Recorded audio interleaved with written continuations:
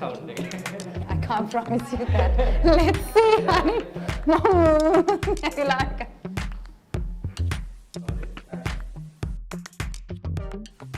So Thanu, can you tell us how did Women Go Beyond come to life? Women's empowerment has been important for MAS from its inception because it was just the most logical thing to do. In an industry where we have thousands of women coming into our workplaces, in countries where female labor force participation is low, we have a unique opportunity and a responsibility to fight for parity. And I think the founders of MAS realized very early on that they must do something to reduce these ridiculous barriers that women face, whether it is about a lack of access to skill development or awareness over their own bodies and their reproductive rights, or breaking biases and stereotypes so that talented people can contribute to our companies, our countries, and our communities.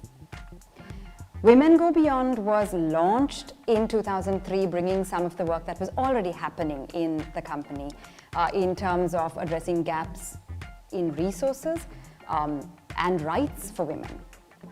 We look at women's health, sexual and reproductive rights. We look at addressing and preventing gender-based violence, providing childcare support, and a multitude of things that form a framework necessary to drive towards that ultimate goal of gender equality. And an important piece of that framework is active intervention to increase representation in management. Because for an organization that has been doing all this work over the years, we've learned that there are still gaps, whether it is in the way we work, the infrastructure, or the biases that we all bring to work every day, men and women. So when it comes to voice and representation at leadership levels, while we are certainly not far behind, we want to actively take steps, whether it is sponsorship and mentorship for women, whether it is looking at flexible work options, and sensitization and training to reduce unconscious biases.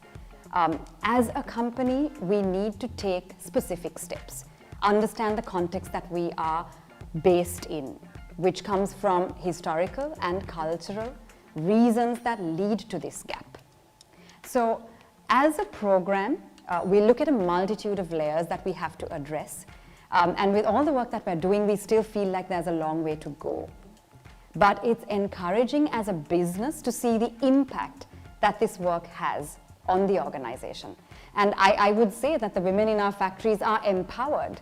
It is up to companies and institutions to harness that power so that we don't lose out on that talent that businesses and organizations need.